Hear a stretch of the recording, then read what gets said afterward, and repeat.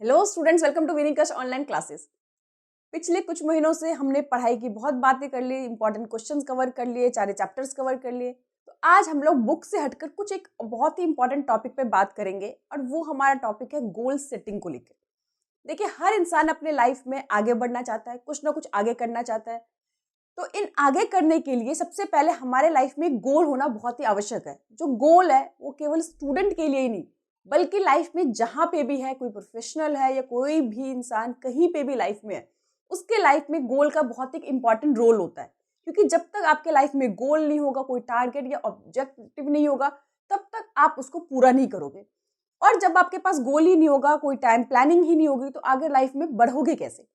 क्योंकि हमें पता है कि आगे बढ़ना ही जिंदगी है और इसीलिए इसको पूरा करने के लिए, इस टारगेट को, ऑब्जेक्टिव को पूरा करने के लिए, हमें आगे बढ़ने के लिए लाइफ में हर एक इंसान के एक गोल होना बहुत ही जरूरी है।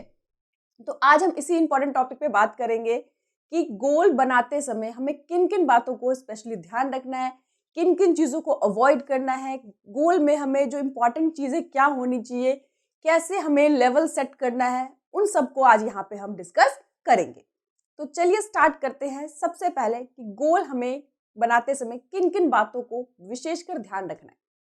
सबसे पहला और इम्पॉर्टेंट रूल है गोल का कि goal should be very clear. कि जो भी आप अपना ऑब्जेक्टिव तैयार कर रहे हैं, जो भी आप अपना टारगेट सेट कर रहे हैं, तो वो बहुत ही ज़्यादा आपके दिमाग में पूरी तरह से क्लियर होना चाहिए कि आखिर आप क्या चाहते हैं। देखिए, अगर गोल को लेके किसी भी तरह के आपके मन में डाउट है, यानी कि आपने गोल तो बना लिया कि आप 2 साल के बाद या 1 साल के बाद या 5 साल के बाद, जो भी आपने जिस भी टर्म के लिए आपने गोल बनाया, लेकिन आपको ये लगता है कि शायद मैं इसको ना कर पाऊंगा, जहां पे भी आपको शायद वर्ड आता है, मे बी मैं कर पाऊंगा कि नहीं कर पाऊंगा, तो वहां पे क्या होती है, आपकी एनर्जी, आपका कॉन्फिडेंस लेवल और गोल को पूरा करने की जो प्रोबेबिलिटी है वो बहुत ज्यादा घट जाती है। देखिए, अगर दूसरा कहे कि आप इसको पूरा नहीं कर पाओ तो कोई फर्क नहीं पड़ता, ठीक है, क्योंकि दूसरे के बोलने से आपके कॉन्फिडेंस, आपकी स्ट्रेटेजी पे कोई फर्क नहीं पड़ेगा। लेकिन अगर आपके दिमाग में कहीं ना कहीं डाउट रहता है कि मैं इसको पूरा नहीं कर पाऊंगा, तो पूरा का पूरा जो गोल है वो यूजलेस हो जाता है, मीनिंगलेस हो जाती है। तो इसीलिए पहले आपके गोल पहले क्लियर होना चाहिए और उस गोल पे, उस टारगेट पे, जो भी आपने ऑब्जेक्टिव बनाया कि मुझे इसको अचीव करना है, उस पे आपको खुद को भरोसा होना चाहिए। ये बहुत जरूरी है। आपके मन में किसी भी तरह के गोल से रिलेटेड कोई किसी तरह कोई डाउट नहीं होना चाहिए। दूसरा, अगर आपने गोल सेट किया होगा तो सीधी सी बात है कि जितना बड़ा गोल होगा उसके लिए मेहनत भी उतनी ही ज्यादा आपको करनी पड़ेगी। तो उसके बाद सेकंड स्टेप क्या होना चाहिए कि आप उस गोल को पूरा करने के लिए पूरी जी जान लगा दो, यानी कि डू एंड डाई वाली सिचुएशन, कि मुझे करना है तो करना है। कि ऐसा नहीं है कि आपने गोल बनाया और आप बहुत ही आसानी से, ठीक है, उसको पूरा कर लोगे। लाइफ में कोई भी इतनी आसानी से गोल नहीं पूरा कर सकता। अगर वो मान लीजिए वो इतना इजी होता तो हमारा टारगेट ही क्यों होता, हमारा वो लक्ष्य क्यों होता, वो तो आप वैसे भी अचीव कर सकते थे। तो गोल का मतलब ही क्या होता है, जिसको आप एकदम से इजीली प्राप्त नहीं कर सकते। तो इसीलिए उसके लाइफ में बहुत सारी डिफिकल्टीज भी आएगी, बहुत सारी प्रॉब्लम भी आएगी। तो हमें उस प्रॉब्लम के लिए, उस चैलेंज के लिए अपने आप को पहले से प्रिपेयर, तैयार करना है मेंटली, ठीक है। तीसरा, जब भी आप गोल बनाते हो तो आपको लगता है कि मेरी फैमिली, मेरे जो दोस्त है, मेरी कजन्स, मेरे भाई बहन, वो मुझे सपोर्ट करेंगे। तो एक चीज आपके दिमाग में वेरी क्लियर होना चाहिए कि कोई भी आपको सपोर्ट करे या ना करे, इससे आपको कोई फर्क नहीं पड़ना चाहिए, क्योंकि गोल आपके हैं, सपने आपके हैं, तो आपको ही उसे पूरा करना है। वो जिम्मेवारी सिर्फ और सिर्फ आपकी है कि आपको उसे पूरा करना है। इसके लिए आप दो सोचोगे कि आपके रिलेटिव आपकी मदद करे, आपके भाई बहन मदद करे या आपके फ्रेंड्स करे, वो आपकी मदद नहीं करेंगे। इसके लिए पहले से आपको मेंटली क्लियर करके चलना चाहिए, वो करे चाहे ना करे। क्योंकि बहुत से लोग आपके लाइफ में ऐसे आएंगे, जब आप गोल पूरा करने के लिए तरफ भागोगे या जब भी आप अपने गोल को सेट करोगे, वो आपको फेलियर का डर दिखाएंगे कि अगर ये नहीं हुआ तो क्या होगा। ठीक है, कोई फर्क नहीं पड़ता वो क्या बोलते हैं या वो हमारे लिए क्या सोचते हैं। हमें अपने पे भरोसा होना चाहिए, अपनी काबिलियत पे, अपनी स्ट्रेटेजी पे, अपने ऑब्जेक्टिव पे, और हमें पूरा भरोसा होना चाहिए कि हम इसको कर सकते हैं। ठीक है, हमें दूसरों से कोई एक्सपेक्टेशन नहीं करना, ये नहीं सोचना कि वो हमारी मदद करेगा। बाद में आप सोचोगे कि मैंने बहुत से एक्सपेक्ट किया था और उन्होंने आपकी मदद नहीं की, अब आप कैसे अपने टारगेट को पूरा करोगे। तो पहले से बात क्लियर होनी चाहिए कि कोई उसको सपोर्ट करे या ना करे, आपको इसके लिए कोई भी फर्क नहीं पड़ना चाहिए।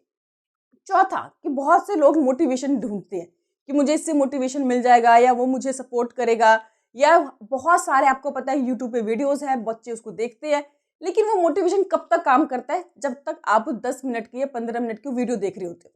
जैसे वो वीडियो कंप्लीट होती है, खत्म होती है, आप दूसरी वीडियो में जाते हो, सारा का सारा मोटिवेशन क्या होता है? खत्म हो जाता है। आपको हमेशा कौन मोटिवेटेड रख सकता है? आपके सपने, जो आपने अपने लिए चुने। वो कुछ भी हो सकता है, समझ आए? हो सकता है कि स्टूडेंट आप लाइफ में यूपीएससी के एग्जाम क्लियर करना चाहते हो, आप सीए बनना चाहते हो, आप डॉक्टर बनना चाहते हो, इंजीनियर बनना चाहते हो, या एक्टर एक्ट्रेस, कुछ भी आपका सपना हो सकता है। वो सपने वो आपके हैं, तो उसके लिए आपको मोटिवेट भी खुद को ही रखना पड़ेगा। कोई भी वीडियो, ध्यान रखना आपको, कि केवल तब तक ही वो मोटिवेट करता है जब तक आप उसे देख रहे होते हो। उसके बाद उसकी वैल्यू, उसका असर सब कुछ खत्म हो जाता है। तो इसीलिए आपको क्या करना है, सेल्फ मोटिवेट करने के लिए बहुत जरूरी है, क्योंकि आपके सपने ही आपको हमेशा 24 घंटे मेहनत करने के लिए आपको मोटिवेट करेंगे। आपको सपने पूरे करने के लिए आपको हमेशा में जोश डालेंगे, आप में एनर्जी डालेंगे। इसके लिए क्या करना है, आपको ध्यान रखना है कि कम से कम एटलीस्ट 2 बार दिन में जो भी आपके उद्देश्य है उसको देखना है, और उसको लिखकर कहीं पे भी आप ऐसी जगह पे रख दो जहां पे रोज आपकी निगाहें वहां पर जाए, और आप उस सपने को पूरा करने के लिए आपको एक एनर्जी अंदर से मिलते रहे, एक मोटिवेशन आए कि इसको आपको पूरा करना है।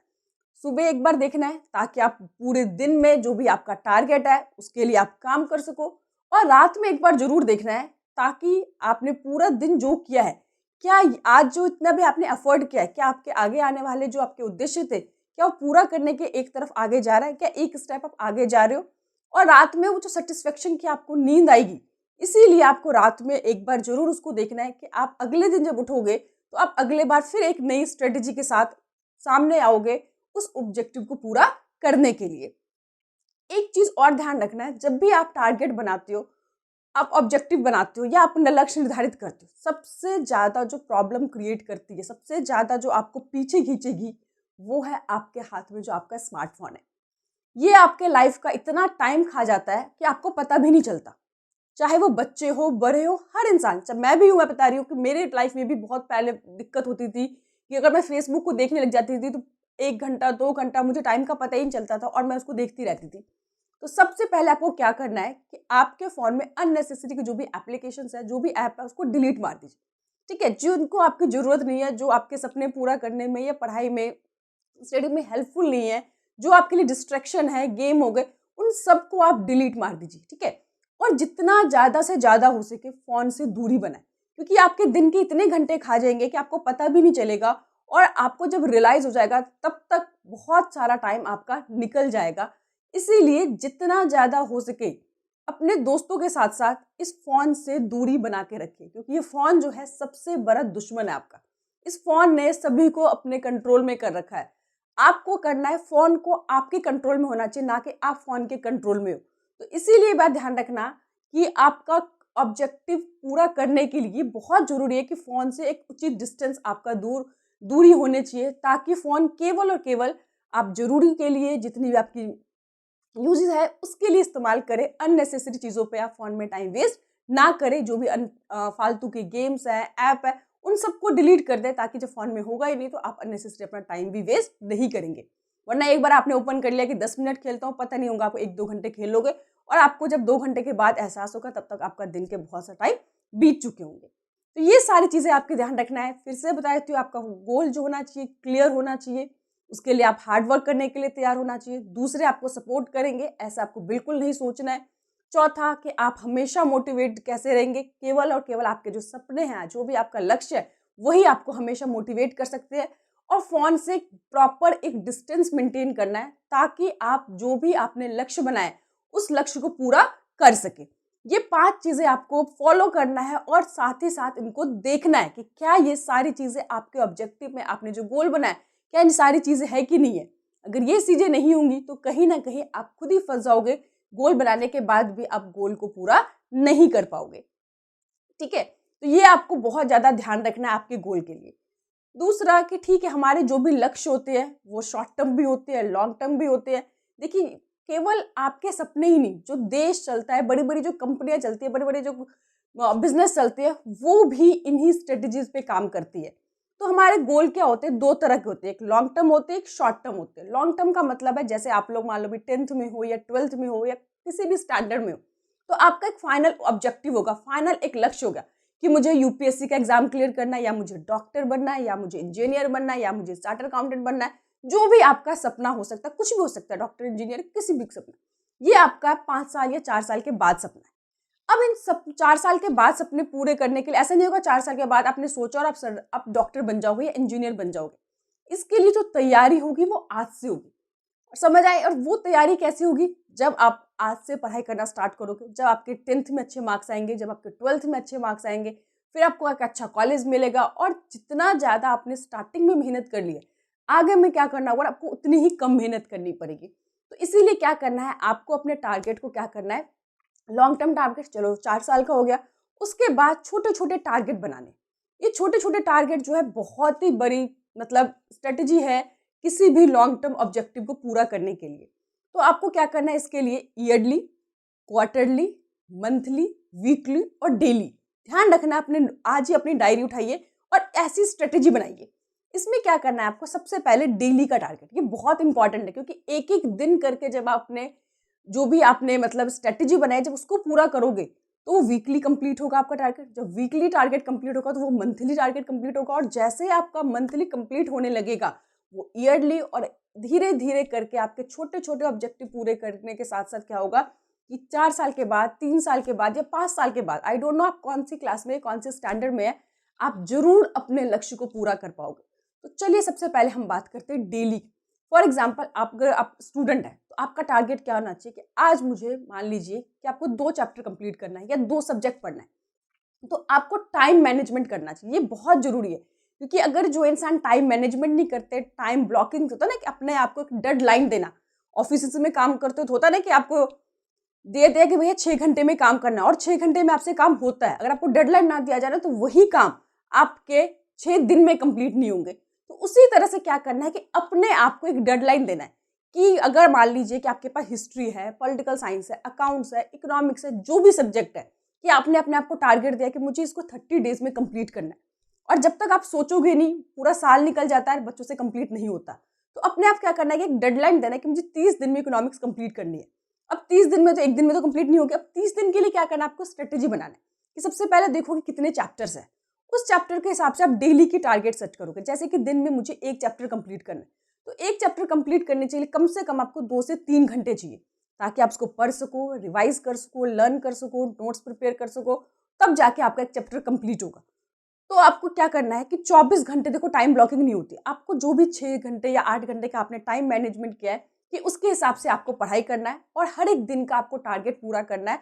और जब दिन के टारगेट आपको रोज एक एक चैप्टर कंप्लीट होगा, तो सीधी सी बात है कि 30 दिन या 20 दिन जो भी आपने टारगेट बनाए, उस दिन में क्या होगा कि आपकी पूरी इकोनॉमिक्स क्या हो जाएगी, कंप्लीट हो जाएगी। ये छोटे छोटे जो टारगेट होते हैं वो क्यों इंपॉर्टेंट होते हैं लाइफ में, कि जब आप डेली का टारगेट अचीव करोगे, वीकली का टारगेट अचीव करोगे, तो आप में क्या आएगा, एक सेल्फ कॉन्फिडेंस आएगा कि मैंने एक छोटा सा ही सही एक टारगेट बनाया था, और मैंने उसके हिसाब से काम किया, और मैं उस टारगेट को सफलतापूर्वक मैंने उसको अचीव कर लिया। तो अब आप में क्या आएगा, एक कॉन्फिडेंस आएगा, सेल्फ कॉन्फिडेंस, कि अगर मैं डेली के छोटे छोटे टारगेट को अगर पूरा कर सकती हूँ या कर सकता हूँ, तो मैं बड़े को भी कर पाऊंगा। ये चीज बहुत जरूरी है, क्योंकि जब छोटी छोटी सफलता आती है तो आपके मन में जो एक कॉन्फिडेंस आता है वो बहुत गजब का होता है। अपने आप को शाबाशी दो, कोई बाहर से आके आपके तारीफ नहीं करेगा, समझ आए। आपको खुद ही मोटिवेट करना है, खुद ही अपने लिए आपको कोशिश करना है, खुद को ही शाबाशी देनी है, और अगर आपसे गलती होती है तो खुद को ही पनिशमेंट भी देना है कि अगर मैंने दिन में नहीं किया तो अब मुझे क्या करना है कि सोने से पहले इस पूरे जो भी मेरा दिन का टारगेट था, चाहे मैं 2 घंटे लेट सोऊं, लेकिन मुझे आज का काम आज ही कंप्लीट करना है। बहुत से बच्चों में क्या होती है कि टाइम टेबल बना लेते हैं जोश जोश में कि ठीक है 8-10 घंटे का उन्होंने मैनेज भी कर लिया कि हमें इस तरह से पढ़ना है, लेकिन चलो आज फ्रेंड का बर्थडे है, आज छोड़ देते, कल मैं डबल पढ़ाई कर लूंगा। आज आपने नहीं किया, कल वो क्या हो जाएगा, डबल हो जाएगा, और आपसे हो नहीं पाएगा। फिर आप क्या करोगे, 3 दिन पे टाल दोगे, और ऐसा करते करते जो भी आपने टाइम मैनेज किया था सब बेकार हो जाएगा। पूरा का पूरा जो टाइम टेबल है आपका खराब हो गया, और अब फिर से बनाने की कोशिश करोगे, जो भी आपके टाइम है सारे बेकार हो जाएंगे। आपके मन में गिल्ट होगा, एक आपका जो कॉन्फिडेंस लेवल है बहुत गिर जाएगा कि आपने पहले भी बनाया था बट पहले आप नहीं कर पाए। तो इसीलिए को टालने की जो आदत है इसको आपको पूरी तरह से खत्म करना होगा। टालना नहीं है, आज का काम आज ही कंप्लीट होना चाहिए, ये आपके लिए बहुत जरूरी है।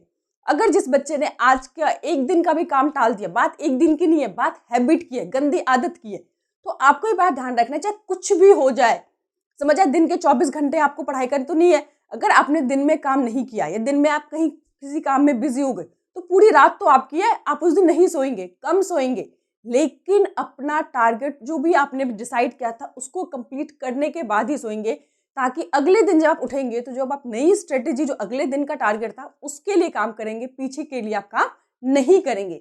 ये बहुत इंपॉर्टेंट है। सुनने में बहुत छोटी चीजें लग रही है, लेकिन जब तक आप डेली के जो काम है, डेली का जो टारगेट है उसे पूरा नहीं कर पाएंगे तो आप वीकली कैसे कंप्लीट करेंगे? जब वीकली नहीं हो पाएगा तो मंथली टारगेट कैसे कंप्लीट होगा?